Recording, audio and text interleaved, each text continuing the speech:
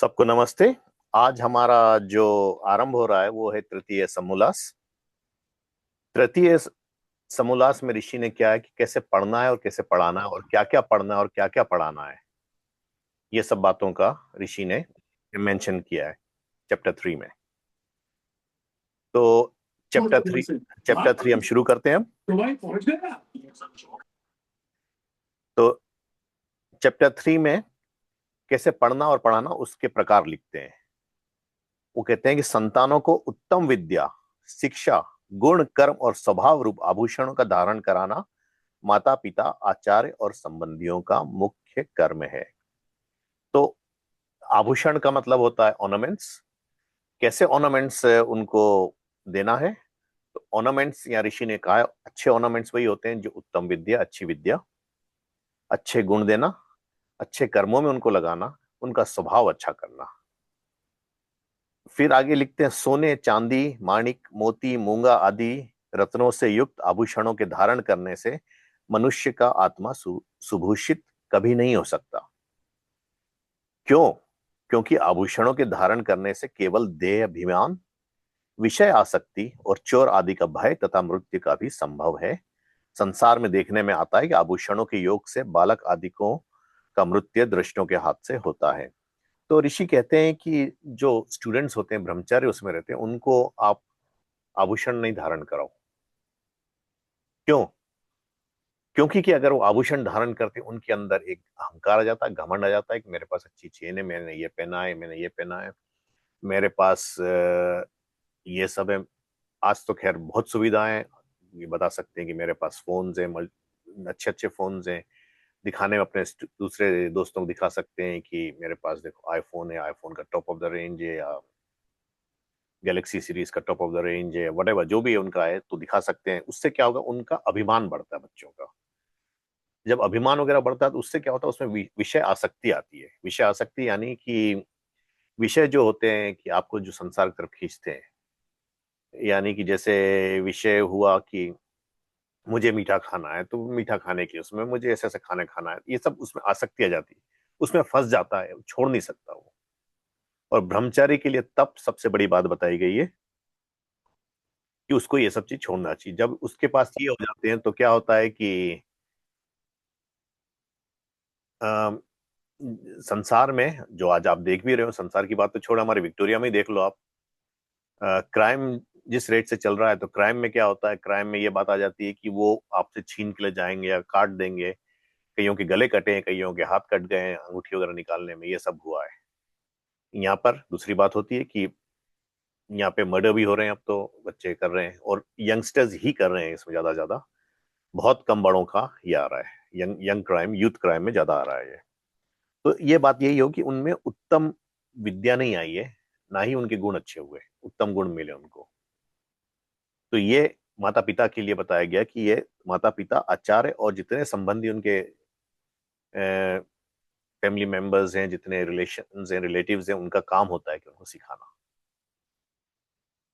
जिन पुरुषों का मन विद्या के विलास में तत्पर रहता, सुंदर शील स्वभाव युक्त, सत्य भाषण आदि नियम पालन युक्त और जो अभिमान अपवित्रता से रहित, अन्य की मलिनता के नाशक, सत्योपदेश, विद्यादान से संसारी जनों के दुखों को दूर करने से सुभूषित, वेद विहित कर्मों से पराय उपकार करने में लगे रहते हैं, वे नर और नारी धन्य हैं।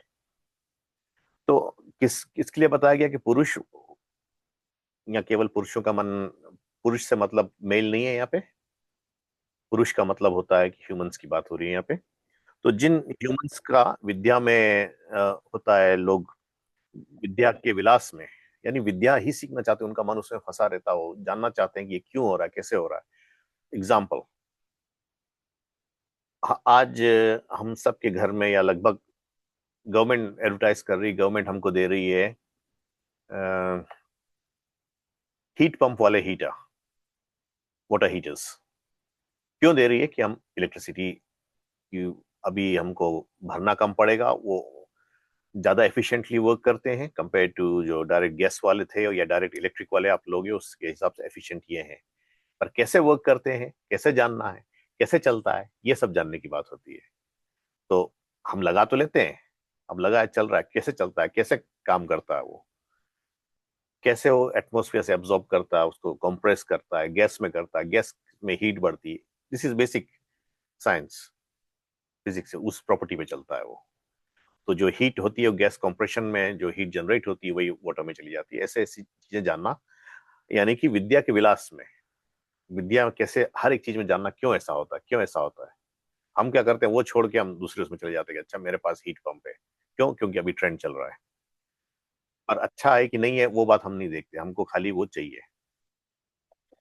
तो ये सब करने में क्या होता है कि हम हम हमारे अंदर एक अभिमान आ जाता है कि हमारे पास ये है, विषय आसक्ति आ जाती और चाहिए। खैर हम तो यहाँ बड़े हैं, पर बच्चों के उसमें अगर आप होंगे तो कभी बच्चों के साथ देखा होगा, डेफी डक की कार्टून देखी होगी आपने। डेफी डक में एक बहुत खास बात है जो मुझे बहुत अच्छी लगती है, मुझे हंसी आती है उसकी उस बात पे, जो है mine mine mine mine mine, हर एक चीज पे भागता है डेफी डक। मेरी देवी जी हमारे प्रधान हंस रहे हैं कि मैं कार्टून की बात कर रहा हूं, पर सीखने को हर एक जगह से आप सीख सकते हो। और ये बच्चों को सिखाने के लिए खास करके रखा गया, और डेफी डक का दिखाते हैं कि उसके साथ कितनी प्रॉब्लम होती है उसमें, हर एक कार्टून में आप देखोगे। तो इसीलिए है कि आप अपने अंदर तो अपना स्वभाव अच्छा रखो, अपना सत्य भाषण रखो। सत्य भाषण क्या होता है?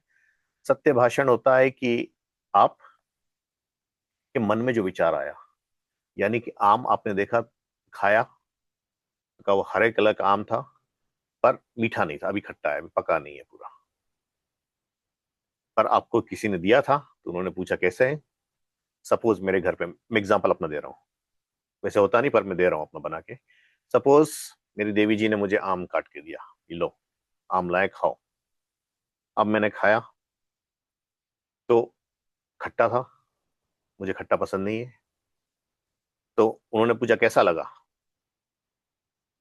अब मेरे पास दो ऑप्शन है, एक तो है कि सत्य बोल दूं कि अच्छा नहीं है आम, अभी पका नहीं है। तो उसमें प्रॉब्लम क्या है कि हाँ तुम अच्छी चीज खाना नहीं चाहते, ये बात आएगी। या दूसरा चीज क्या हो सकती है कि मैं झूठ बोल दूं कि हाँ बहुत अच्छा था, तुमने अच्छे से काट के सबूत दिया, जो कि फिर गलत बात हो जाएगी। ये सत्य भाषण नहीं कहलाता। सत्य भाषण वही कहलाता जो आपकी आत्मा में था। पर कैसे बोलना वो बात होती है, लठ मार नहीं बोलना। मैं बोल सकता हूँ कि उसमें गाली उली दे के बोल सकता हूँ कि कैसा दिया, वो सत्य बोला मैंने, पर अच्छी बात नहीं, बोलने का तरीका नहीं हो। सत्य ऐसा बोलना है, सत्यम ब्रूयेत प्रियम ब्रूयात। सत्य ऐसा होना चाहिए कि लोगों को प्रिय लगे, लोगों को अच्छा लगे सुनने में, तभी लोग उसको सुनेंगे, नहीं तो लोग हट जाएंगे। कड़वा सत्य आप बोलोगे तो लोग आपसे दूर हटेंगे, चाहे आप सत्य बोल रहे हो। तो सत्य को भी उस तरह से बोलना कि लोगों को चुभे ना, लोगों को आप लठ नहीं मार रहे हो। और अपवित्रता से रहित होना चाहिए, दूसरों की मलिनता से हटाना है, सत्य उपदेश करना है, विद्यादान से,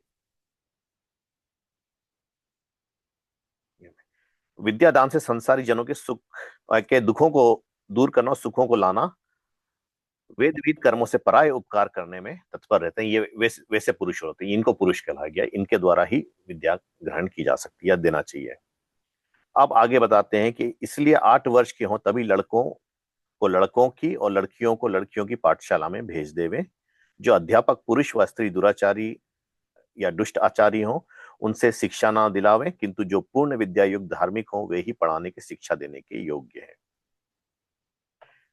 तो इन्होंने यहाँ पे ये बात ही बता दी, जो पहले एजुकेशन सिस्टम होता जिसको गुरुकुल सिस्टम कहा जाता था, जो मैकॉले का, यानी ब्रिटिश जब हमारे उसमें आए थे तो गुरुकुल हमारे पास पहले कही थे। मैकॉले ने अपनी जब शिक्षा पद्धति भारत में लगाई, जब ब्रिटिश ने टेक ओवर किया था इंडिया को, तो मैकॉले की जो शिक्षा पद्धति थी उसमें गुरुकुलों को खत्म कर दिया गया, जिसके बारे में कई विद्वानों का लिखना होता है कि एम क्या था। एम ये था कि हाँ हमको ऐसे यहाँ पे मनुष्य पैदा करने हैं इस देश में, जो शरीर से हमारे से तो देखने में इंडियन हो, पर विचार उनके ब्रिटिशर्स के साथ मिले। उससे क्या होगा, उनको राइट नहीं देंगे, वो नीचे ही दबे रहेंगे। उन्होंने कहा ये देश कभी उठ नहीं पाएगा, देश दबा रहेगा। कारण ये था, इसीलिए उन्होंने शिक्षा पद्धति की। शिक्षा पद्धति क्यों की? क्योंकि कि इंडिया के उसमें एक बात आई है, जितने भी इन्वेजन हुए हैं, आप लोग शायद हिस्ट्री में पढ़ा होगा आपने, इंडिया पे जितने भी इन्वेजन हुए हैं, वो संस्कारों को तोड़ने में लगभग लगभग नाकामयाब रहे हैं। अब आप बोलोगे तो इंडिया गिरा कैसे? इंडिया गिरा क्योंकि कि इंडियंस ने ही गिराया उसको। बाहर वाले जो नहीं कर सके, भीतर वालों ने किया वो। और उसका कारण था महाभारत युद्ध। महाभारत युद्ध के बाद क्या होता है कि महाभारत युद्ध के बाद क्षत्रियों का नाश हो गया। क्षत्रिय क्या होता है, इसे वर्ण आश्रम में ये सब आते हैं, पर मैं यहाँ पे बता रहा हूँ। क्षत्रिय वो होता है जैसे कि हमारे जो आश्रम होते हैं, ब्रह्मचर्य, गृहस्थ, वानप्रस्थ और सन्यास, ये चार आश्रम एक मनुष्य के उसमें बताए गए एक जीवन में। ब्रह्मचर्य होता है पीरियड ऑफ स्टूडेंट लाइफ, पढ़ना, जो अभी चल रहा है हमारा, बता रहे हैं इसमें जो। और गृहस्थ होता है जहाँ पे शादीशुदा होकर बच्चे पैदा करना, विद्या आगे बढ़ाना, जो पढ़ा है अपने अपनी और इम्प्रूव करना और उसको आगे देना, ये गृहस्थ आश्रम का काम है। वानप्रस्थ का काम क्या होता है, साथ साथ में बिजनेस भी करना और जो विद्या के क्षेत्र है उनमें दान वगैरह देना, उनको बढ़ाना। फिर वानप्रस्थ आता है तो क्या होता है, वानप्रस्थ में बच्चों को आपने दे दिया अपना बिजनेस वगैरह जो भी था, जैसे कि बच्चे अब कमाने लगे, अब आप रिटायर्ड लाइफ जी रहे हो। रिटायर्ड लाइफ में क्या करना है, रिटायर्ड लाइफ में आपको धर्म के काम करने हैं, धर्म की बढ़ोतरी के काम करने हैं। और उसके बाद आता है सन्यास। सन्यास तभी लिया जाता है, चैप्टर 4-5 आदि में हम करेंगे ये सब। सन्यास तभी लिया जाता है जब आप उसके अधिकारी हो जाते हो। और सन्यास में क्या होता है, वो व्रत हो जाता है, वो अपना सब कुछ त्याग देता है, ईश्वर का युग करना होता है, उसका केवल एक एम होता है, विद्या की बढ़ोतरी करना, वेद विद्या को प्राप्त करना। यानी बढ़ोतरी करना तो प्राप्त करना पड़ेगा ही उसको, उसी में उसमें जुटा रहता है, अपने मोक्ष के रास्ते को सुधारता है वो। तो वही सन्यासी होती है। अगर आप वो सन्यास छोड़ के, सन्यासी होके आप कुछ और करते हो तो गलत करते हो। तो उन्होंने इसलिए कहा है कि लड़कों को लड़के वाले स्कूल में भेजना, लड़कियों को लड़कियों वाले स्कूल में भेजना। अब कितनी कितनी दूर स्कूल वगैरह होने चाहिए आगे बताते हैं वो। उससे पहले कहते हैं कि द्विज जो होता है अपने घर में लड़कों का यजोपवीत और कन्याओं का भी यथायोग संस्कार करके यथोक्त आचार्य कुल अर्थात अपनी अपनी पाठशाला में भेज दे। तो इसमें क्वेश्चन आता है, कई लोगों ने क्वेश्चन किया और पीपल उसमें बुरा भी मान जाते हैं कि इसमें कहा है द्विज अपने घर में लड़कों को, जब केवल लड़का लिखा जाता है तो मतलब ये नहीं केवल लड़कों का ही होगा, लड़कियों का भी होता है। आगे इसमें ऋषि क्लियर करते हैं वो। तो क्या होता है, द्विज उनको कहते हैं जिन्होंने यजोपवीत धारण किया है। यजोपवीत कौन धारण करता है, 3 वर्ण होते हैं, 4 वर्णों में से 3 वर्ण यजोपवीत धारण करते हैं, ब्राह्मण, क्षत्रिय और वैश्य। शूद्र के पास यजोपवीत नहीं होता है। यजोपवीत का अर्थ ही होता है कि आप उसमें इनिशिएटेड हो वेद विद्या पढ़ने के लिए, वेद विद्या के उसमें हो, आप उस पे होते, आपके आचरण वैसे हैं, आप उसी तरह से जीते हो, आपके पास वो कैपेबिलिटी है। शूद्र को इसलिए यजोपवीत नहीं होता है क्योंकि उसके पास वो कैपेबिलिटी नहीं होती है, ये कर्मों से माना गया है। ये नहीं कि आप किसी के घर में पैदा हो, आप किसी भी घर में पैदा हो सकते हो, ब्राह्मण, क्षत्रिय, वैश्य हो सकते हो, शूद्र भी हो सकते हो किसी भी जगह पैदा होने से। तो ये बातों में उन्होंने कहा है कि द्विज अपने घर में लड़कों का यजोपवीत और कन्याओं का भी यथा योग्य संस्कार, केवल लड़कों का नहीं, कन्याओं का भी यथा योग्य संस्कार यानी यजोपवीत उनका भी होता है। केवल डिफरेंस इतना है, लड़के लड़कों के स्कूल में जाएंगे, लड़कियां लड़कियों के स्कूल में जाएंगे। तो लड़कों को पढ़ाने वाले सब पुरुष होंगे, लड़कियों को पढ़ाने वाली सब महिलाएं होंगी। फिर अब कैसी जगह स्कूल होना चाहिए, क्या ऐसी भी जगह कर दो, या तो गुरु अच्छा नहीं है उनका, पढ़ाने वाला अच्छा नहीं है, शिक्षक अच्छा नहीं है, जैसे कि आज होता है कि आप लोगों ने पता नहीं कभी नोटिस किया कि नहीं किया, कितने ऐसे रिलेशनशिप हुए हैं जिसमें कि टीचर और स्टूडेंट की रिलेशनशिप हुई है, विच इज रॉन्ग।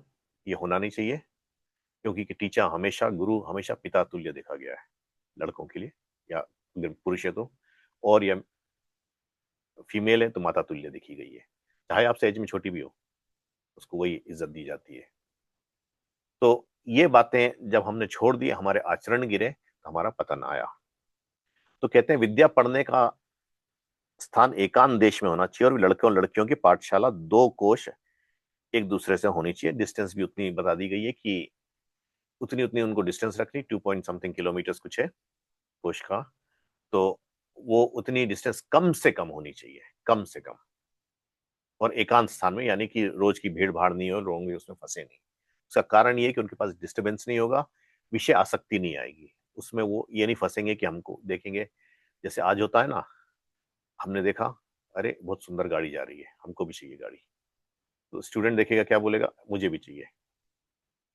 तो वो सब उनके मन में नहीं आना, उनके मन में केवल डिसिप्लिन होना है वहां पर उस समय, सधे हुए होते हैं, उनको डिसिप्लिन सिखाया जाता है। छोटे से मैं कैथलिक स्कूल में पढ़ा हूं, तो कैथलिक स्कूल में एक बात मानी जाती थी कि उनके डिसिप्लिन अच्छे होते थे। हालांकि वो डिसिप्लिन डिसिप्लिन नहीं होता जैसा डिसिप्लिन यहाँ होना चाहिए, उसमें स्टिल आपको विषय आसक्ति की तरफ बढ़ाते हैं वो। पर ये होता है कि सज धज के जाना, जूते आपके साफ होने चाहिए, बाल कान को टच नहीं करने चाहिए, कोला टच नहीं करने चाहिए, पीछे टाई पहननी है, आदि आदि, यूनिफॉर्म होना चाहिए, ये सब होता था। तो यहाँ पे लिखा भी गया है कि जैसे कि उनके काम करने वाले, उनके टीचर्स वगैरह, लड़कों के मेल होने चाहिए, लड़कियों की फीमेल होने चाहिए। स्त्रियों की पाठशाला में 5 वर्ष का लड़का और पुरुषों की पाठशाला में 5 वर्ष की लड़की भी ना जाने पाए। That was complete discipline. उनका मन किसी भी तरह से किसी और चीज पे नहीं जाना चाहिए, कि जब तक वे ब्रह्मचारी व ब्रह्मचारिणी रहे तब तक स्त्री व पुरुष का दर्शन, ये 8 मैथुन बताए गए हैं। क्या है? स्त्री व पुरुष का दर्शन, यानी कि स्त्री के दूसरा पुरुष का दर्शन नहीं करना है, पुरुष की दूसरी स्त्री का दर्शन नहीं करना। स्पर्शन, छूना नहीं। एकांत सेवन उनके साथ नहीं करना, अकेले में नहीं होना। उनसे भाषण नहीं करना, उनके साथ डिस्कशन वगैरह नहीं करना, उनसे दूर रहना। विषय कथा, अबाउट सेक्सुअल रिलेशनशिप और अबाउट इन्फेचुएशन और ये सब चीज की बातें नहीं करनी, ऐसी बातें नहीं होनी चाहिए उनपे। परस्पर क्रीड़ा, साथ में खेलना नहीं दोनों का। विषयों का ध्यान नहीं करना, और उनका संग नहीं करना। ये 8 प्रकार के मैथुनों से इनको हमेशा अलग करना, और ये बात टीचर्स की ड्यूटी होती थी कि वो इस तरह से रखे, क्योंकि के आश्रम वगैरह जो होते थे उसमें ऋषि भी होती थी, ऋषियों की पत्नी भी होती थी, पर ऋषि पत्नी बच्चों के सामने नहीं आएगी और मेल्स के सामने नहीं आएगी, लड़कियों की तरफ देखेगी, और ऋषि जो है लड़कियों के उसमें नहीं जाएगा, लड़कों के उसमें ही रहेगा। हालांकि ये सब बात लोगों ने फिर बाद में मैथोलॉजी के हिसाब से करके उसको बदलते चले गए, वो उसको डिफरेंट तरह से उन्होंने बना दिया, और जो समझना था वो बात छोड़ के उन्होंने केवल इसके लिए कर दी कि ऋषि के साथ ये था, ऋषि ने इसके साथ अपनी पुत्री का विवाह किया, या इसके साथ पुत्र का विवाह किया, स्वयं ऋषि ने विवाह कर लिया। तो इस तरह की माइथोलॉजी आके हमारा जो हमारी संस्कृति, जिसको कल्चर जो कहते हैं, कल्चर को गिराने का काम ये इस तरह से किया। और ये करने वाले दुर्भाग्य की बात है, वो दुख की बात भी है, कि हमारे ब्राह्मण कहलाने वाले ब्राह्मण वर्ग जो था, उन्होंने ही किया ये काम, उन्होंने ही गिराया। इसी कारण भारत पतन की तरफ चलता गया, और ये सब महाभारत काल के बाद में हुआ। महाभारत काल के बाद में जब आप जानोगे, यूनान देश का राजा, या यूनान देश का सेनापति कहिए उसको, उसमें जिसको अलेक्जेंडर द ग्रेट कहते हैं, उसने जब भारत पर अतिक्रमण किया था, उसके बारे में कहा जाता है कि उसके पास उतनी शक्ति नहीं थी कि वो भारत को कॉन्कर कर सकता, या जितना भी किया कॉन्कर कर सकता। पर चूंकि अंभीराज आदि इन सब ने उसका साथ दिया, वो बेझिझक अंदर आया, उसने दबाया, पर वो कल्चर नहीं तोड़ पाया वहां का, लोगों को बदल नहीं पाया। और उसमें एक, उस समय स्टिल हमारी संस्कृति काफी अच्छी थी। हालांकि बौद्ध वगैरह आ गए थे, जिससे चारवाक की जो टीचिंग, चारवाक वो नास्तिक, नास्तिक टीचिंग्स आने लगी थी खूब। तो एक आए थे आचार्य विष्णुगुप्त शर्मा, जिन्हें आचार्य चाणक्य भी कहा गया है, आचार्य कौटिल्य भी कहा गया है। तो ये इन्होंने आके फिर भारत को संयुक्त किया, योगी थे उन्होंने। कई आगे इसी चैप्टर में आएगा, उनका भाष्य वगैरह भी आया, उनको वात्स्यायन भी कहा गया है।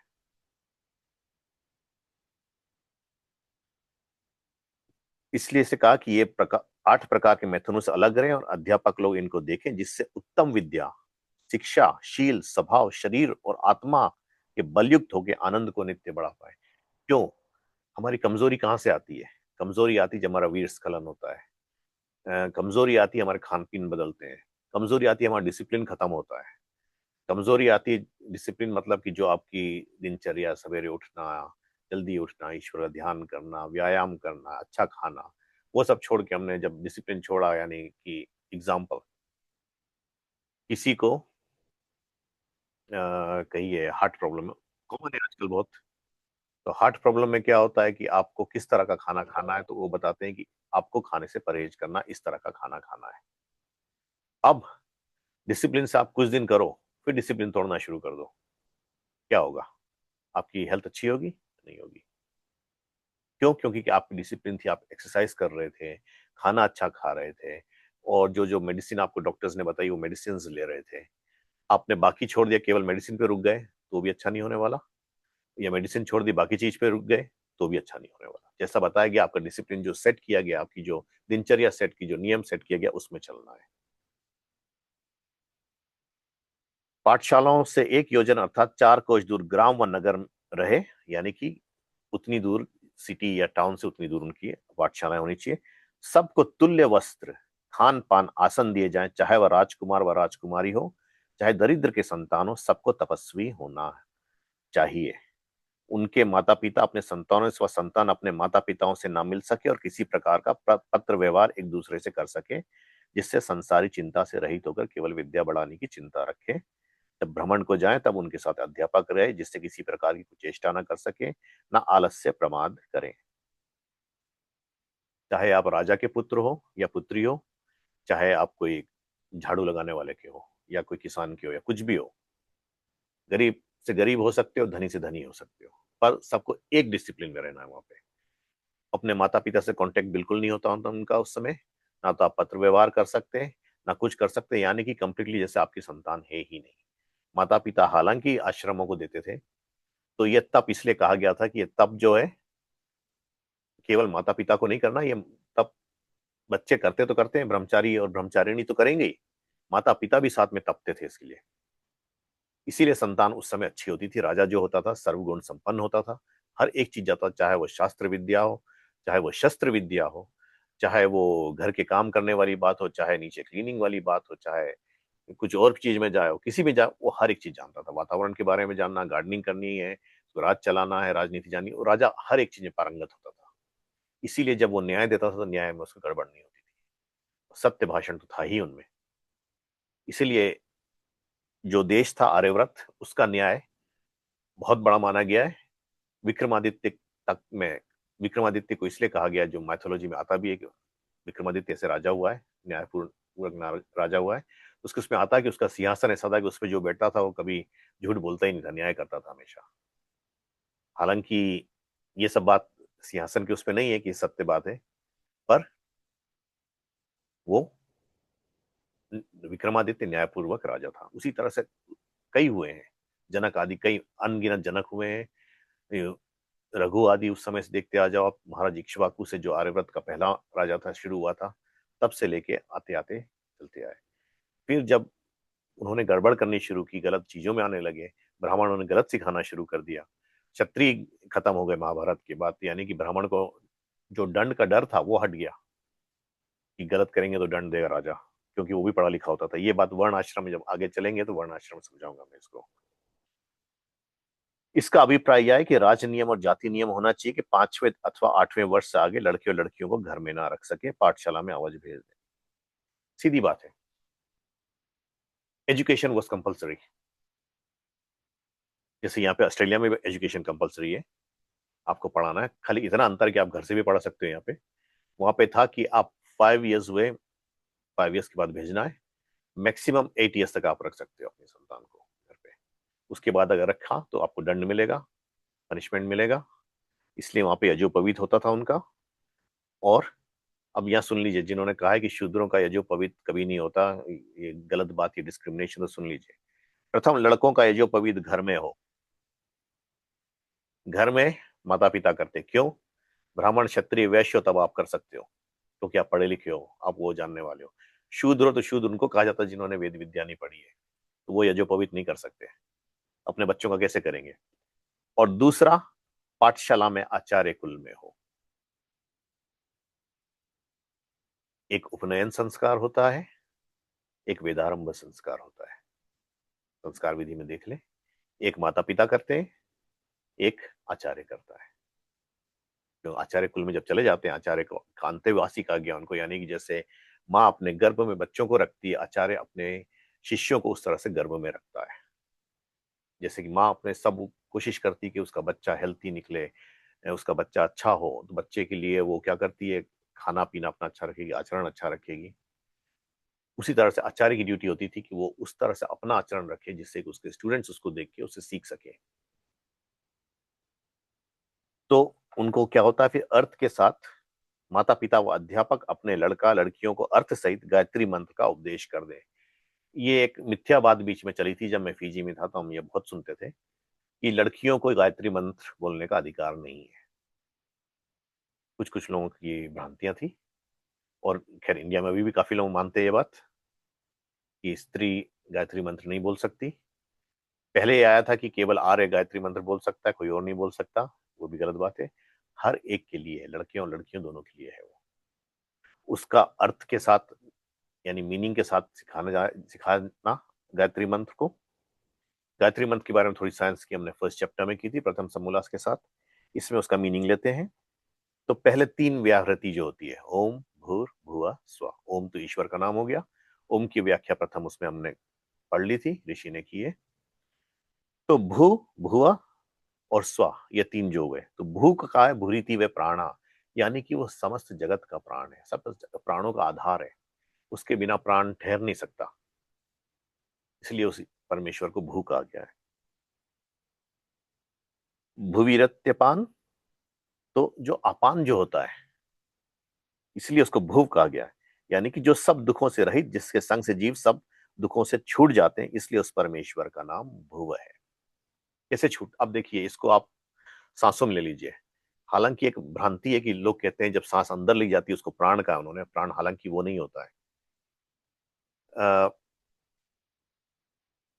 नीतू जी को सुनने में प्रॉब्लम हो रही है, आप लोगों को आवाज आ रही है मेरी? जी आ रही है। जी आ रही है। क्योंकि उन्होंने चैट में भेजा है कि उनको प्रॉब्लम हो रही है। कोई और को प्रॉब्लम हो रही हो? नहीं।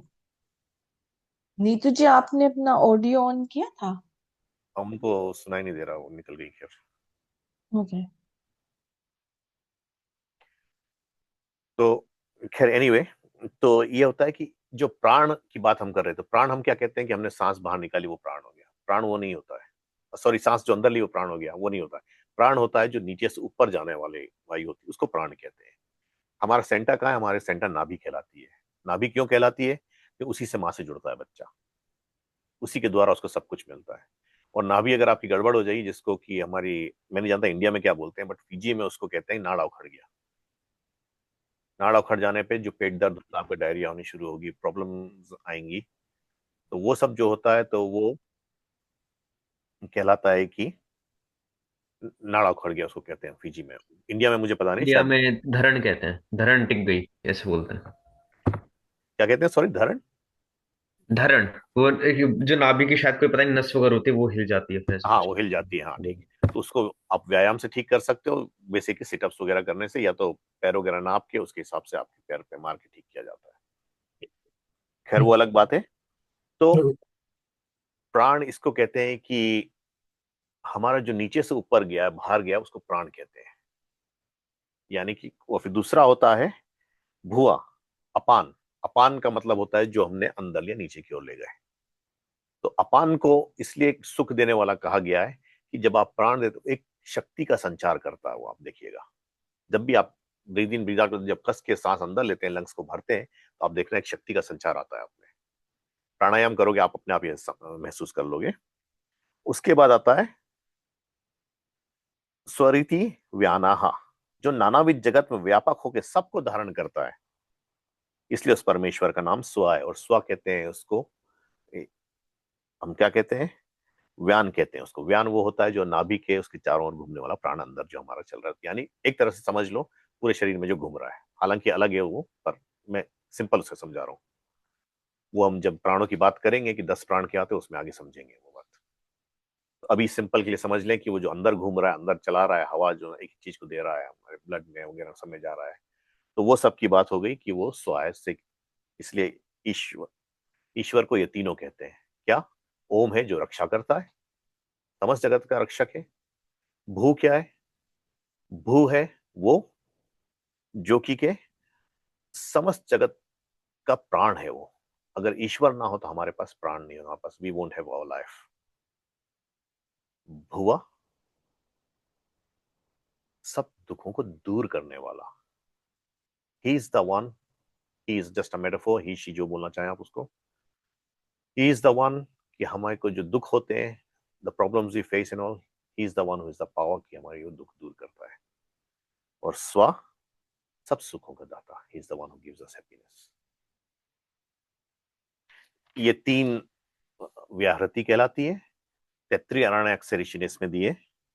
अब आगे चलते हैं कि सब जगत का उत्पादक, जो सब जगत का उत्पादक और सब ऐश्वर्य का दाता है, वो सविता है, हमारा पिता है, बनाने वाला जो है। He is the one who has created the whole world, इसलिए उसको पिता कहते हैं। और सब ऐश्वर्य का दाता, हमको जितनी चीज मिलती है, जितनी अच्छी चीज मिलती है, उसका ईश्वर वो है। देव वो है, सब सुखों को देने वाला है, जिसकी प्राप्ति की कामना सब करते हैं। और उस परमात्मा का जो वर्ण करते हैं हम, वो क्योंकि वर्ण करने योग्य केवल वही है, इसलिए हम उसका वर्ण करते हैं, उसको यथा योग प्राप्त करने की चेष्टा करते हैं। उसी को प्राप्त करने की चेष्टा करनी भी चाहिए। और भर्ग यानी सबको शुद्ध स्वरूप, खुद शुद्ध स्वरूप है और पवित्र करने वाला है, वही चेतन ब्रह्म स्वरूप है। उसी परमात्मा के स्वरूप को हम लोग धीमहि यानी धरेमहि धारण करें। तो क्या कहा कि वो ही सबको दुख से हटाने वाला है, सबको सुख देने वाला है, सबका प्राण देने वाला है, सबको पैदा करने वाला है। और उसी का हम वर्ण करेंगे, जो ईश्वर, क्योंकि वही यथा योग्य है। और उसी के स्वरूप, उसी परमात्मा के स्वरूप को हम लोग धीमहि यानी धरेमहि यानी कि धारण करें। उसी परमात्मा के स्वरूप को हम धारण करेंगे। परमात्मा का स्वरूप आगे इसमें आ जाता है, अभी यानी बताऊंगा, थोड़ा नेक्स्ट उसमें आ जाएगा। पर किस लिए करते हैं? क्योंकि के किस प्रयोजन के लिए, what is the aim for doing that? तो हमने कहा कि जो सविता देव परमात्मा हमारी बुद्धियों को प्रेरणा करे। क्यों हम उसका वर्ण करते हैं, क्यों उसको चाहते हैं? जिससे कि वो हमारी बुद्धियों को प्रेरणा करे, so that he inspires our intellect, so that we can do good deeds and shun the bad deeds, यानी कि खराब काम करने से हम हट जाएं और अच्छे काम करने में लग जाएं। फिर कहते हैं कि हे मनुष्यों, जो सब समर्थों में समर्थ, जितनी भी कैपेबिलिटीज सब में कैपेबल वही है, सच्चिदानंद स्वरूप है, नित्य शुद्ध, नित्य बुद्ध, नित्य मुक्त स्वभाव वाला, कृपा सागर, ठीक ठीक न्याय का करने वाला, जन्म मरण आदि क्लेश रहित, आकार रहित, सबके घट घट का जानने वाला, सबका धर्ता, पिता, उत्पादक, अन्न आदि से विश्व का पोषण करने हारा, सकल ऐश्वर्य युक्त, जगत का निर्माता, शुद्ध स्वरूप और जो प्राप्ति की कामना करने योग्य है, उस परमात्मा का जो शुद्ध चेतन स्वरूप है, उसी को हम धारण करें। शुद्ध चेतन स्वरूप क्या होता है? तो इसलिए उन्होंने बताया कि जो सब समर्थों में समर्थ है, यानी जितनी भी capability, he is the only one capable. दूसरी बात है कि वो सच्चिदानंद स्वरूप है, यानी कि सत्ता, सत, चित, आनंद। इसको सिंपली आप करोगे, सत यानी सत्ता है, that God is an entity, ये बात जानना। दूसरा बात चित है, गॉड हैज गॉट कॉन्शियसनेस। और तीसरी चीज है आनंद, यानी कि ब्लिस वहां पे है, जिसको मोक्ष कहते हैं। दुख का लेश मात्र भी नहीं होना, ये चैप्टर 9 में हम करेंगे आगे जाके। तो नित्य शुद्ध है, वो हमेशा शुद्ध रहता है। नित्य का मतलब इसलिए ऋषि ने नित्य शब्द वहां लगाया, शुद्ध कह सकते थे, नित्य शब्द इसलिए लगाया कि उसमें कभी भी अशुद्धि नहीं आ सकती, इम्प्योरिटी नहीं आ सकती, प्योरिटी ही रहेगी। नित्य मुक्त है, कभी भी बंधन में नहीं, कैसा भी स्वभाव उसका नहीं हो सकता कि बंधन में आ जाए वो।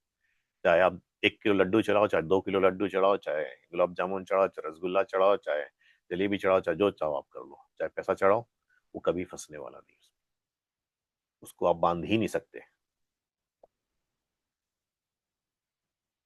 तो उसके बाद क्या होता है? उन्होंने कहा है कि कृपा सागर है, हम पे कृपा करने वाला है। ये बात हमने पहले भी सत्संगों में कही है कि ईश्वर की कृपा और ईश्वर की दया दो चीज होती है। दया किसको कहते हैं? दया जो हमेशा हम पे करता है, वो सबको सन दिया, उसने सबको मून दिया, सबको वेद ज्ञान दिया, सबको पढ़ने का अधिकार दिया, सबको जो जो चीज देनी थी जरूरी आवश्यक हमको जीने की उसने दी, ये दया होती है। कृपा होती जब आप, इसलिए संध्या में, आगे संध्या पाठ भी आएगा, संध्या में क्या होता है कि जब जो संध्या करने वाला जो उपासक है वो ईश्वर से मांगता है कि हे ईश्वर, मैं मनुष्य होते हुए मुझसे बन नहीं पड़ रहा है, मुझे शक्ति दे, मुझे अपनी तरफ खींच। पूरी ध्यान से वो प्राणायाम आदि सब कुछ करता है धीरे, तब इवेंचुअली धीरे धीरे उसके अंदर जब वो उस लायक यानी पात्र बन जाता है, वो कंटेनर बन जाता है कि वो ग्रहण कर सके उसको, तब ईश्वर उसमें वो शक्ति डालता है। जैसे एग्जाम्पल देता हूं, इसको दूसरे लौकिक उसमें देखते हैं। महात्मा महात्मा बनने से पहले, अच्छा कहिए, मुंशी राम जी, मुंशी राम जी जब मिले महर्षि दयानंद से तो उन्होंने बार बार क्वेश्चन किए। मुंशी राम जी बहुत ही तार्किक स्वभाव के थे, उनकी बुद्धि साधारण नहीं थी। मुंशी राम जी, जो आप जानते हैं आगे जाके स्वामी श्रद्धानंद बने, मुंशी राम जी ने उनसे बार बार क्वेश्चन किए, ऋषि हर बार आंसर करता, तो ये क्या करते, घर पे जाते और पढ़ के आते। उन्होंने कहा मैं उसको हरा के ही छोड़ूंगा, कहीं ना कहीं तो फंसाऊंगा। कोशिश कर करके थक गए, बार बार उन्होंने करते गए।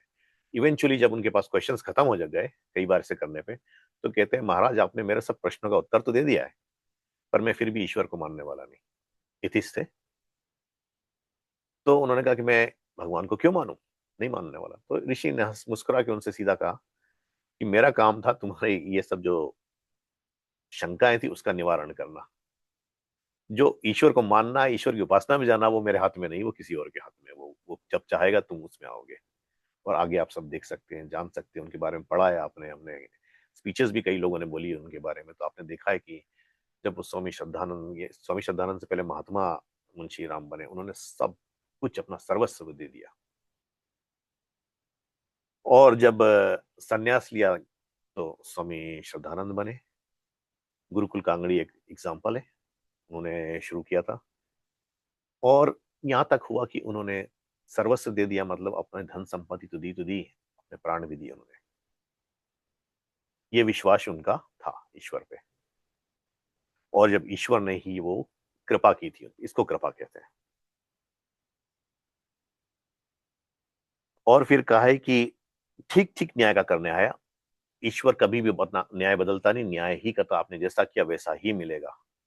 चाहे आप सोच लो कि ये लोग इतना गलत कर रहे हैं, बढ़ते जा रहे हैं, वो उससे कुछ नहीं होने वाला। आप जो भी सोचिए, आज ईश्वर को गाली दे दो, चाहे कुछ कर दो कि नहीं मैंने इतना अच्छा काम किया, मुझे कुछ नहीं दिया, उसको दे रहा है जो गलत कर रहा है।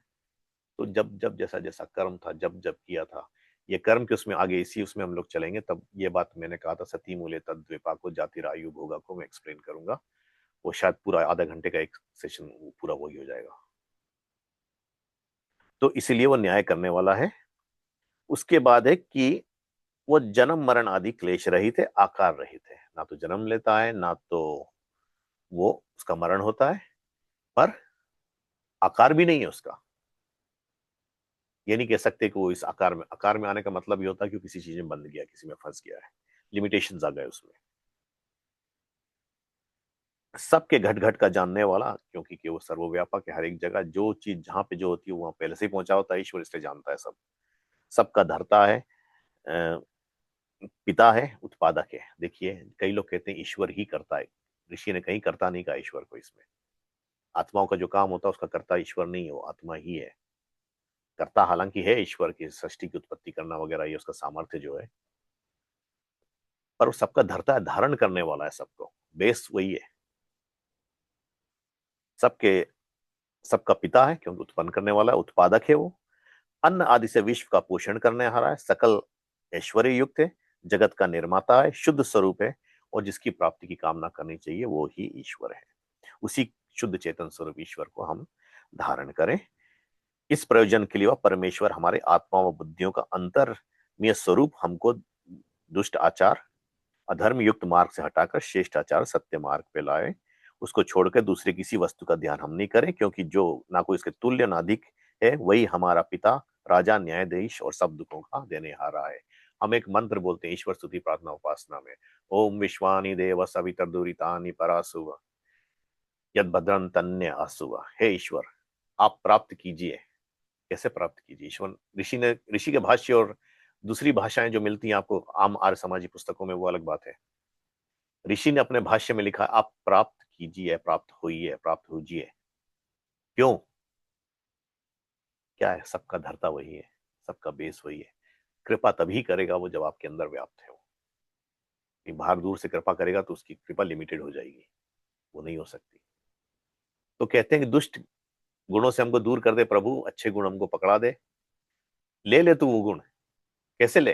हमारे अंदर ले, हमारी आत्मा में प्रकाश कर दे। तो ऋषि की बोलने में और दूसरे विद्वानों को पढ़ने में ये अंतर आ जाता है, क्योंकि दृष्टा ने वहीं पे प्रकाश पाया है, अपनी आत्मा में ही प्रकाश पाया। उसने किसी बाहर यहां से या वहां से नहीं कहा कि उसने मुझे दिया आके, अंदर से ही उसने पूरा प्रफुल्लित किया, उसको उजाला दिया, उसको अंदर प्रकाश किया है। इसके बाद थोड़ी सी शुद्धि की बात करते हैं, फिर यहीं पे एंड करेंगे। प्राणायाम वगैरह अगले उसमें हम करेंगे। मनुस्मृति के उसमें उन्होंने कहा है कि संध्या उपासना करना है। संध्या उपासना से पहले क्या क्या होता, संध्या उपासना अगले उसमें करेंगे, तो इसको थोड़ा सा ही बताता हूं। उन्होंने कहा है कि इस प्रकार गायत्री मंत्र का उपदेश करके संध्या उपासन, जो कि स्नान, आचमन, प्राणायाम आदि क्रियाएं सिखलावे।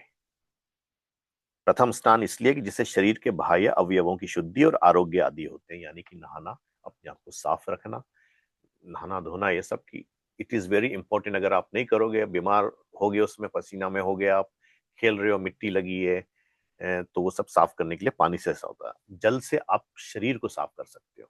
तो फिर साथ में कहा है मन को भी साफ करना है। मन को कैसे साफ करोगे? आपका आचरण सत्य होना चाहिए।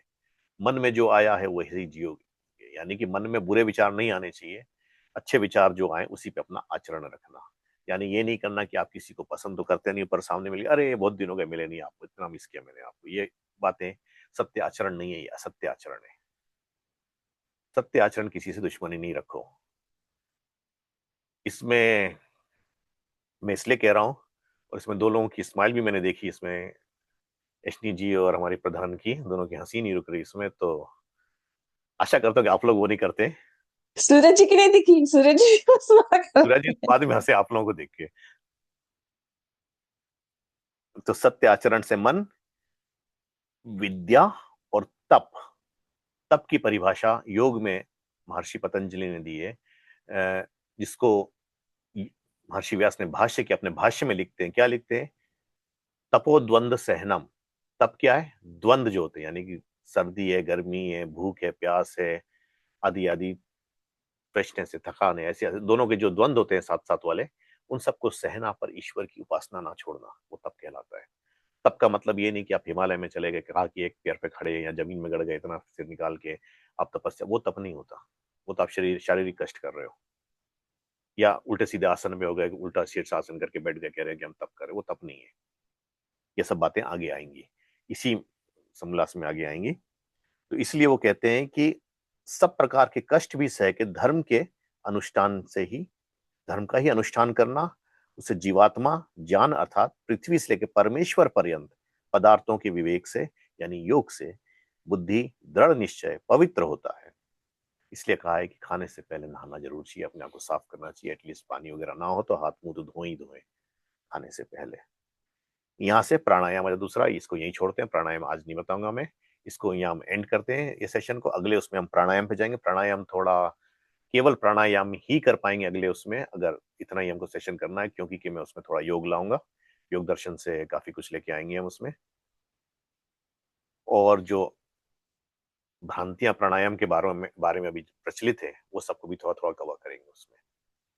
इसको हम यहाँ एंड करते हैं। आपके जो प्रश्न है आप पूछ सकते हैं इतने पे। बोलिए सूर्य जी। जी नमस्ते सभी को। मेरे 3 प्रश्न मैं एक साथ पूछ लूँ या एक एक करके पूछूं? जी पूछ लीजिए आप। हाँ। एक साथ ही। तो पहला प्रश्न है कि जो वानप्रस्थ प्रस्थ के अंदर परिवार छोड़ने की भी उसमें है प्रचलन या नहीं है, वो उसमें संन्यास में ही है? ठीक, तो वानप्रस्थ में बात ये होती है कि वानप्रस्थ जरूरी नहीं है कि आप परिवार छोड़ के जाएं, पर आपको अटैचमेंट से धीरे धीरे अलग होना है। यानी कि आप रिटायर्ड लाइफ में तो आ गए, एग्जाम्पल आपका बिजनेस चलता है, तो बिजनेस में क्या करोगे? आपने कही आदित्य आदित्य बड़े हो गए, इन दोनों ने बिजनेस संभाल लिया, तो आप इनको बिजनेस तो दे दिया आपने कि दोनों काम कर रहे हो, पर आपका आशीर्वाद यानी कि गाइडेंस आपकी रहनी चाहिए उनपे। क्यों? क्योंकि वो नए हैं। वो गाइडेंस के लिए आप स्टिल वानप्रस्थ में हो, आप उसमें फंस नहीं रहे हो, जी। केवल गाइडेंस के लिए वो कर रहे हो और अपनी स्वाध्याय और वो सब बढ़ा रहे हो उसमें। तो परिवार छोड़ने का काम सन्यास में होता है, इज इट? हाँ, सन्यास में तो आपको सब छोड़ के जाना पड़ेगा। छोड़ के जाना पड़ेगा, इसके बस सन्यास वानप्रस्थ तभी में होता है नहीं। जब विरक्ति होती है। जी जी जी। जी दूसरा प्रश्न था कि जो उसमें धारण करना, जो हम ईश्वर को धारण करें, जी। जो गायत्री मंत्र के आपने बताया, तो हम ईश्वर को धारण करने का, धारण शब्द का क्या अर्थ हुआ? ईश्वर हमें धारण करेगा, हम ईश्वर को कैसे धारण करेंगे? उसमें ऋषि ने लिखा उसी परमात्मा के स्वरूप को हम लोग धारण करें। स्वरूप क्या? सत्य स्वरूप है वो, यानी कि अपने आचरण में, अपने जीवन में उसके धर्म जो स्वरूप, उसके न्यायाधीश है, ये सब वो स्वरूप है ईश्वर के। तो ये जी सब अपने अंदर धारण करें, हम उसी तरह से अपना जीवन सुधार लें। जी। तीसरा फाइनल प्रश्न मेरा कि हमने कहा ईश्वर बंधन में नहीं आता, लेकिन क्या ईश्वर को ये संसार चलाना, इतनी सारी जीवात्माओं का सारा मैनेजमेंट रखना, इस बंधन में नहीं है वो ईश्वर?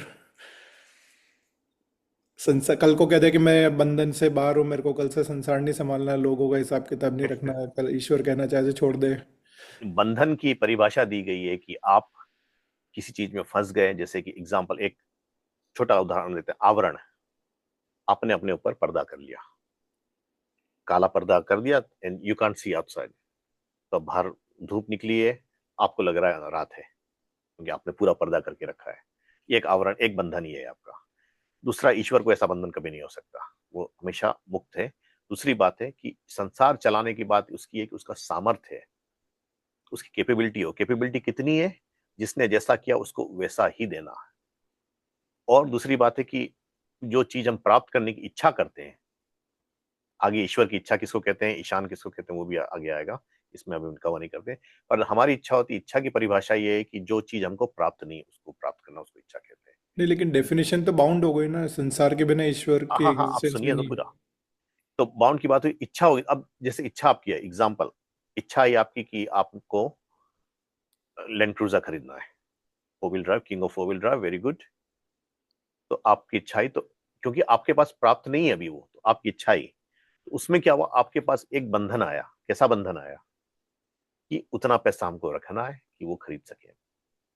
दूसरी बात है कि बंधन में आता है कि जैसे कि हम बंधे हुए हैं कि ये हमारे पिता है, ये हमारे माता है, ये हमारे बच्चे हैं, ये हमारी पत्नी है, ये हमारा भाई है, ये हमारा ये है।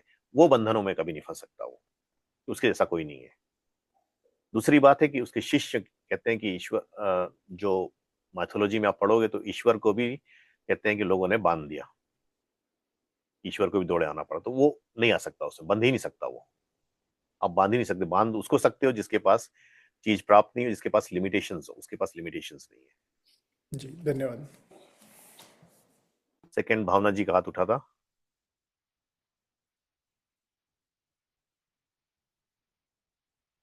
भावना जी आप म्यूट पे हैं।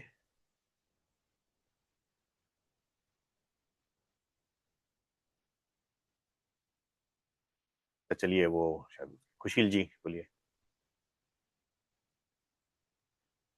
पंडित जी, मेरा प्रश्न वो गायत्री मंत्र के विषय में है। हाँ, बोलूं क्या? अच्छा, चलिए बोलूं? बोल लीजिए आप। जी हाँ, भावना जी बोल लीजिए। हाँ, मेरा प्रश्न आज तो जो था वो एक प्रश्न था, सो ये वानप्रस्थ के बारे में, लेकिन मुझे ना जो अपने शास्त्री जी ने, आचार्य जी का जब भी हुआ था, उससे रिलेटेड है। उन्होंने एक बोला कि ओम एक ही शब्द है, और हम अभी तक सुनते आए हैं कि 3 शब्दों को मिला के ओम बना है, आ ऊ म। और उन्होंने बताया एक ही शब्द है वो। तो थोड़ा सा समझ में, मतलब थोड़ा ये हो गया, कंफ्यूजन हो रहा है वो। इसको हम अगले उसमें फिर से समझाएं, इसकी प्रॉब्लम नहीं है ओम की। ओम ऐसे एक ही शब्द है, आ उ मास से बना है, 3 अक्षर उसमें लगे हैं, शब्द एक ही है। अच्छा। एक अक्षर बोला उन्होंने, शब्द नहीं, एक हाँ, अक्षर नहीं है। नहीं, मैं बता रहा हूँ, शब्द एक ही है।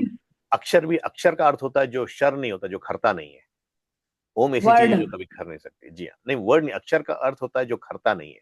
अक्षर के 2 अर्थ होते हैं, लौकिक अर्थ होता है अल्फाबेट्स या न्यूमरोलॉजी या न्यूमरिक्स जो बोलना चाहते हैं, दूसरा होता है जो खरता नहीं, जो कभी खर नहीं सकता, इसलिए कहते हैं ईश्वर अक्षर है, वो कभी खर नहीं सकता, उसको घिस नहीं सकते आप, उसको घिसे कम नहीं कर सकते। इसको हम थोड़ा और फिर से उसमें अगले उसमें थोड़ा और बताएंगे प्राणायाम के साथ ओम का, क्योंकि उच्चारण आता है तो उसमें वो बात बताएंगे भी। तो इसको इतना ही अभी छोड़ते हैं कि हाँ वो है एक, तीन में बोला जाता है, आ उमा में, आ उमा से बन के एक ही अक्षर बना है वो, इसको ओम कहते हैं। और क्यों एक होता तो अगले उसमें बता देंगे। मतलब डिटेल में आप प्राणायाम जब बताएंगे उसमें बताएंगे। जी हाँ, प्राणायाम के साथ वो बात बता देंगे। तो ठीक है। जो अगला उसका टॉपिक है हमारा प्राणायाम, तो उसमें आएगा। हाँ खुशी जी, सॉरी, आप बोलिए। ना कोई बात नहीं बोले जी। तो मेरा प्रश्न था गायत्री मंत्र के विषय में। जी तो मैं इंग्लिश बुक में पढ़ रहा हूँ, तो उसमें आप जो कह रहे थे कि ओम भू भुवा आदि, जी तो उसमें जो ओम के बाद भू आता है, पर जी। हम गायत्री मंत्र जब हम गायत्री मंत्र कहते हैं तो हम कहते हैं ओम भूर्व भुवा, तो रा आता है, तो वो रा इस पे क्यों नहीं है वो? अच्छा, जब संस्कृत में संधि बनती है तो शब्द है भू भुआ स्वा, ओम भूर भुवः स्वः, तो आपने कहा अभी संधि है। ओम भू भुवा स्वा, फिर आपने जी कहा ओ, जब जब जब कनेक्ट होता तो अरा आ जाता है। हाँ, वो संधि बनी अच्छा है उसकी। अच्छा संधि अच्छा। यानी कि ज्वाइन किया गया, दैट्स ग्रामर, संस्कृत ग्रामर, इसलिए वैसे बना। ये मैंने पहले भी कहा था कि जो गायत्री मंत्र का जो स्वा है वो सिर्फ स्वा है। जी हाँ, हमारे जो स्वाहा नहीं है।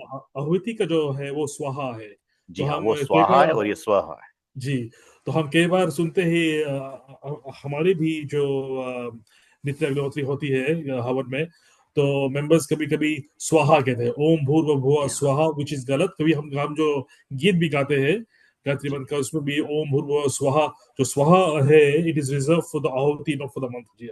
बिल्कुल ठीक। स्वाहा का हाँ। अर्थ इसी समोल्लास में आगे है, ऋषि ने जब हमको अ, देव यज्ञ के बारे में आगे समझाया ऋषि ने, तो उसमें स्वाहा का अर्थ दिया है। तो यहाँ पे स्व का अर्थ उन्होंने दिया है, क्या है? सब सुखों का दाता, सब सुख देने वाला। और वहां स्वाहा कर्म पे आ जाता है, क्या होता है वो आगे इसमें जब हम जाएंगे उस पे, which will probably in 2 classes and all. हमारा चैप्टर 3 थोड़ा ज्यादा बड़ा होगा, क्योंकि कि हम इसमें योग वगैरह टच करेंगे और ऐसे ऐसे टॉपिक्स इसमें जो लोगों को कंफ्यूजिंग लगते हैं, जैसे कि अग्निहोत्र में, अग्निहोत्र लोग डायरेक्टली करते जाते हैं तो उसको समझते नहीं है क्या वो, क्यों अग्निहोत्र करना चाहिए और किस तरह से करना चाहिए, कि उसकी हम लौकिक भाषा ले लें, कि उसकी जो ऋषि ने बताया वो ले लें, या किसी विद्वान ने बताया वो ले लें। तो विद्वानों की बात हम नकार तो नहीं सकते, पर हाँ ये बात जरूर है, अगर ऋषि से विरोध है तो हो कि वो विद्वान गलत है। क्यों? ऐसे ऋषि भी विद्वान है, मैं सामान्य विद्वान की बात कर रहा हूँ, जो दृष्टा नहीं है, जो योगी नहीं है। क्यों? क्योंकि ऋषि ने वो देखा है, साक्षात किया है, दूसरे ने नहीं।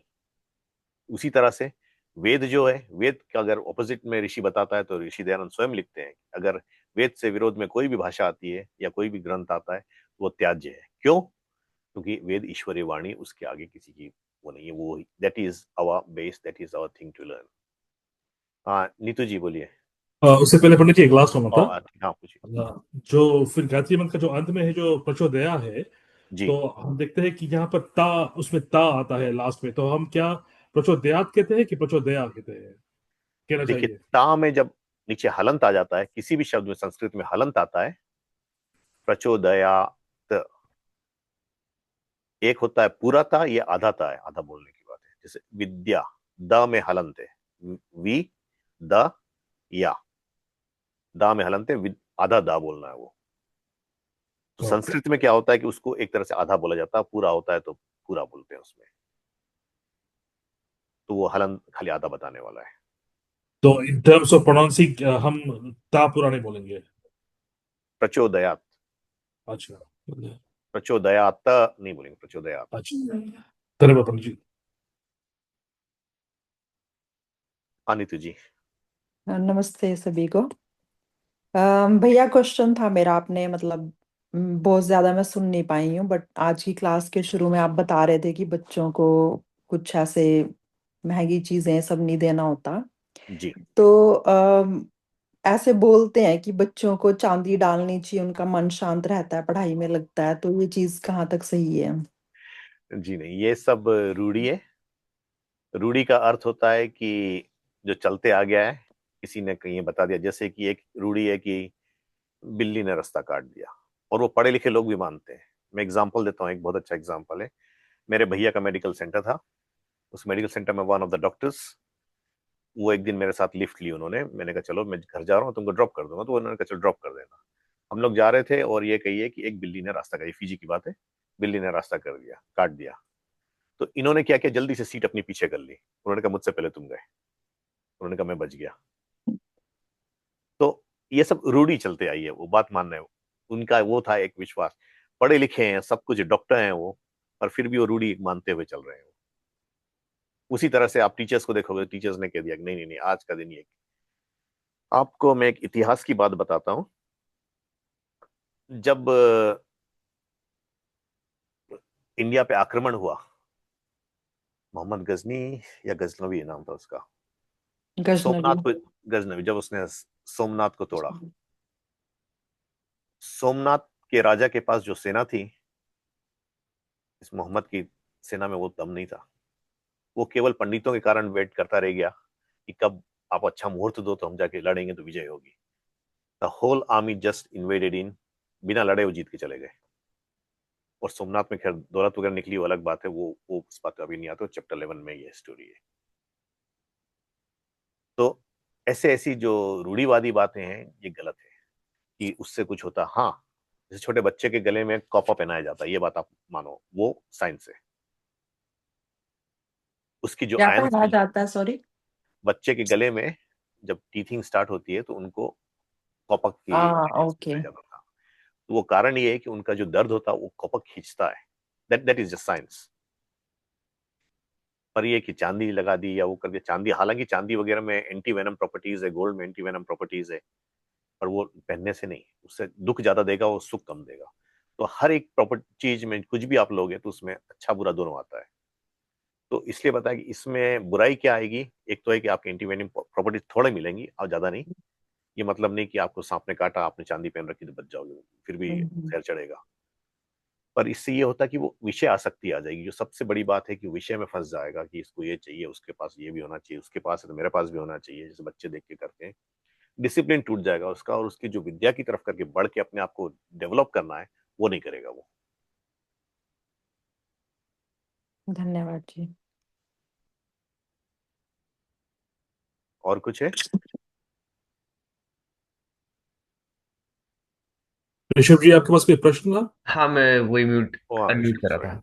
था। अच्छा, पंडित जी, जो हम करते हैं, जो 16 संस्कार में आता है, कर्ण भेद भी आता है कि कर्ण भेद को उसमें डालकर। तो जब यहाँ पर ऋषि ने ये बोला कि स्वर्ण कहता है ऐसे, और जितने भी ये स्वर्ण आदि या फिर जो भी सारी होते हैं आभूषण वगैरह, वो नहीं पहने चाहिए। फिर हमारा कर्ण भेद का भी तो एक संस्कार होता है जहाँ पर स्वर्ण का वो पहनाते हैं। जी, अब सुनिए, कर्णभेद क्यों किया जाता, पहले ये जानिए। हम्म।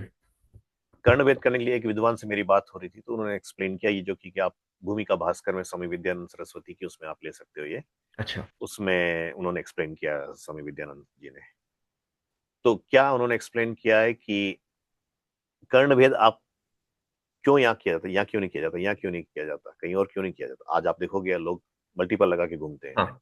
फैशन बन गया है जो। तो ये फैशन की बात नहीं थी, लड़के लड़कियों दोनों को किया जाता था। और यहाँ पे जो होती है वो होती है। तो मैंने अपने भैया से पूछा था, मेरे भैया एमबीबीएस के साथ उन्होंने एक्यूपंचर, एक्यूप्रेशर और नेचुरोथेरेपी भी की थी। तो मैंने उनसे कहा कि आप चलो एक्यूपंचर के बारे में जानते हो, ये सब जानो, मुझे समझाओ। मेरे बस की तो बायोलॉजी है नहीं, मेरे बस की मेडिकल वो नहीं है। तो वो ले गए अपने रूम में, उन्होंने कहा चलो, वीकेंड था, मैं उनके साथ बैठा था। तो वो ले गए रूम में अपने, उन्होंने कहा चलो। तो उनका जो पुतला था एक पंचा वाला, तो उन्होंने उसमें फिर नर्व्स वगैरह दिखानी शुरू की मुझे। तो यहाँ की नर्व्स होती है, जब सर्टेन एज में की जाती है तो वो हर्निया होने पे आपको हेल्प करती है, यानी कि हर्निया को प्रिवेंट करने में। हर्निया नहीं होगा। हर्निया क्या होता है कि जब आप एक्स्ट्रा वेट उठा लेते हैं या कुछ होता है, आपकी मूल इंद्रिया बंधी नहीं अच्छे से, तो वो हर्निया साइड में पेन करना शुरू करता है। मेल्स को ज्यादा होता है। तो मेल्स को ज्यादा होने का कारण यही है कि मेल्स ही ज्यादा वेट वगैरह उठाने में उस समय होते हैं, और प्रॉपर वे नहीं उठाने से। तो आप तो खैर फिजिकल उसमें तो आप जानते भी होंगे कि वो, हाँ, अभी नर्व्स वगैरह में भी तो पढ़ रहा हूँ, अभी फर्स्ट ईयर है, पर हाँ हाँ इवेंचुअली मैं इस पे आऊंगा। हाँ, क्योंकि कि अगर आप अच्छे से नहीं उठाओगे तो अच्छा, दूसरी बात छोड़िए, आप ये भी देख लो, वेट्स भी कर रहे हो डेड लिफ्ट कर रहे हो आपने, अगर अच्छे से डेड लिफ्ट नहीं की तो क्या करोगे, बैक अपना तोड़ोगे हाँ कि नहीं? वो तो है। तो ये सब बातों में वही बात है कि उसमें सोना इसलिए दिया गया है कि सोना में आपको वो इन्फेक्शन नहीं होगा। इन्फेक्शन, हाँ, क्योंकि उसमें प्रॉपर्टीज ऐसी होती है सोने हाँ, सोने उसमें की। उसकी वो है, नहीं तो इन्फेक्शन हो जाएगा आपको। Infection। तो बेसिकली हम छेदन इस वजह से करते हैं ताकि हर्निया प्रिवेंट करे, पर हम जी सोने का इस वजह से पहनते हैं ताकि वो जो छेद करा उससे इन्फेक्शन ना हो। जी हाँ। और वो हर एक के पास वो होता था। पर हम्म। कर्ण, वैसे कर्णफूल जो पहनाए जाते थे इस तरह से नहीं होते थे, कितना लंबे लंबे लटक रहे हैं, कुछ छोटा हाँ, सा होता था। छोटा सा, और क्योंकि वो भी ब्रह्मचारी का अगर लटक रहा और व्यायाम करेगा और दूसरा काम करेगा तो वो खींच लेगा, अपना कान खींच फाड़ लेगा। लेगा। और और वो, बच्चा तो बच्चा होता है। जी, और वो शायद वैद्य के अनुसार करा जाता है कि वैद्य की वजह जी से ज्यादा नस नाड़ी कहाँ से निकल रही है, कहाँ से नहीं जी। बन। वो हर कोई नहीं करता, वो वैद्य होता, वो बताता कहाँ पे करना है, किस जगह पे उसको छेदन करना है। धन्यवाद पंडित जी। पंडित जी, तो जो अगला क्लास होगा नेक्स्ट सैटरडे को इसी समय? और नेक्स्ट सैटरडे को मेरी डे शिफ्ट है, तो अगर हम 7:15 या 7:30 स्टार्ट कर सकें तो थोड़ा अच्छा रहेगा मुझे पहुंचने में, क्योंकि 7 बजे मैं घर पहुंचता हूँ। 7:30 हम करें 7:30 हाँ, नेक्स्ट वीक के लिए? 7:15 या 7:30 में दोनों तैयार हूँ। ठीक है, 7:30 हम कर देते हैं। 7:30 ठीक है। कोई आखिरी प्रश्न पंडित जी के लिए बिफोर वी विराम करें आज के लिए? प्रधान का होगा, प्रधान। I have a नहीं, question, जी Prashant ji. पुष्पा जी बोलिए। Like it was taught that we do not have the co-education, but how do you justify that in today's, education system? जी देखिए, अभी का एजुकेशन सिस्टम है दैट इज डिफरेंट। गुरुकुल में इसलिए किया जाता था। अभी देखिए क्यों संसार में लोगों की प्रॉब्लम हो रही है। अभी तो जैसे कि एग्जांपल है कि लिव इन रिलेशनशिप्स, लोग बच्चों का बॉयफ्रेंड गर्लफ्रेंड बनाना एंड ये कहना कि they understand, they get a better understanding. But जब वहां पे एजुकेशन सिस्टम जो था उस समय का, that was to develop a person into a completely Arya. Develop करने का मतलब ये है कि ये नहीं कि आपके मन में गलत होगा, मतलब कि आपके मन में अच्छे विचार होंगे, कोई डिस्ट्रक्शन नहीं होगा, कभी डिस्ट्रक्शन होना नहीं चाहिए। इसीलिए वो सब करते हैं। जहां डिस्ट्रक्शन वगैरह आता है तो वो आपका मन उससे हट जाता है। एग्जाम्पल, अ स्टूडेंट ले लीजिए, अभी ऋषभ जी फर्स्ट ईयर की बात हो रही है, पढ़ रहे हैं। अब इनको आपने डिस्ट्रक्शन दे दिया, कल इनकी गर्लफ्रेंड बन गई, होगी भी शायद, तो मैं उसमें नहीं कर रहा हूँ, उनकी पर्सनल बात है। पर सपोज कल उनकी एक गर्लफ्रेंड बन गई, उस गर्लफ्रेंड ने बताया कि अब आपको, चलो आज क्लास छोड़ के आज हम चलते हैं कहीं रेस्टोरेंट चलते हैं या फिल्म देखने जाते हैं या साथ टाइम निकालते हैं। इन्होंने अपनी क्लास बंक की और जो एजुकेशन में देना था वो छोड़ा। इनके मन में वो आ गया अब इसके लिए क्या करूं, इसका मन हुआ हो। और इनके अंदर से जो, चूंकि ब्रह्मचारी होता है, ब्रह्मचारी अपने वीर्य को कंट्रोल करता है, यानी कि अपने डिजायर्स को भी कंट्रोल करना है उसको। तो वीर्य कंट्रोल तभी होगा जब तक उसके पास अननेसेसरी डिजायर नहीं आएंगे। क्योंकि अभी क्या होता है, पियर प्रेशर, पियर प्रेशर एक बहुत बड़ी बात होती है।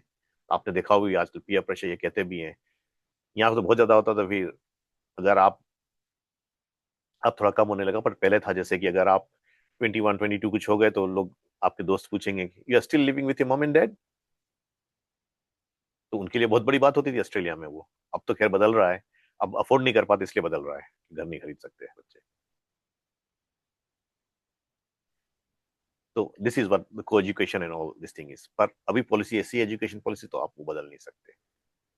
पर वो आइडियल पॉलिसी उन्होंने, ऋषि ने बताई, अगर उस तरह से हम जाएंगे, उस तरह से रहेंगे, उस तरह से करेंगे, तो जो निकलेगा पर्सन बन के निकलेगा, that will be complete in everything. यानी कि जो राजा भी जैसे बनता तो राजा जानता है, अभी राजा बनता है तो राजनीति शायद जानता होगा, तो नीचे झाड़ू लगाना नहीं जानता वो, या क्राफ्ट्समैनशिप नहीं जानेगा वो, या उसका नहीं जानेगा जो, क्या कहते हैं, गडोल भील क्या करते हैं सूर्य जी, ओ आयरन मेकिंग, जो ये वो बर्तन वगैरह बनाते हैं लोहे से, वो सब नहीं कर पाएगा। ये सब बातें जो पहले विद्यार्थी निकलते थे ये करने से, उनका ध्यान ये सब में था, तो वो सब चीज सीख के आते थे। इसीलिए उसमें ब्राह्मण भी कभी कभी शूद्र बन जाता था, शूद्र भी कभी कभी ब्राह्मण बन जाता था। अगर जो शूद्र के घर का पैदा हुआ बच्चा जो है वो पढ़ने में अच्छा हुआ तो उसको यज्ञोपवीत देके ब्राह्मण बनाया जाता था, अगर वो उसकी कैपेबिलिटी वो आ गई। और जो ब्राह्मण घर में पैदा हुआ उसकी कैपेबिलिटी अगर वो नहीं है तो उसको शूद्र कर दिया जाता था, या क्षत्रिय या वैश्य, जिसमें कैपेबिलिटी उसके हिसाब से बना दिया जाता था आचरण। डिस्क्लेमर यहाँ पर प्रशांत जी, ऋषभ के बारे में जो बताया वो सारा कल्पित कथाएं थी। एक्चुअल में ऋषभ बंक नहीं करता है और पढ़ाई को सीरियसली लेता है। धन्यवाद। पंडित नहीं, वो जी मुझे पूरा विश्वास है आप वो करते हो, क्योंकि कि आप जो अ, पढ़ रहे हो तो उसमें आप सीखोगे ही। अच्छा। पंडित जी समय समय पे मेंबर्स को लेके काल्पनिक एग्जांपल्स देंगे। जैसे मैंने अपना भी काल्पनिक एग्जांपल ही दिया था, आम वाला। ठीक है पंडित जी, आपका बहुत धन्यवाद कि आपने अच्छे से क्लास लिए। सब मेंबर्स को नमस्ते, फिर मिलते हैं। हम मैं डाल दूंगा आपका रिकॉर्डिंग और नेक्स्ट क्लास का डेट्स। धन्यवाद पंडित जी। जी, धन्यवाद। नमस्ते नमस्ते थैंक यू, सबको। सबके नमस्ते नमस्ते। सभी को। नमस्ते सभी को, नमस्ते नमस्ते, धन्यवाद।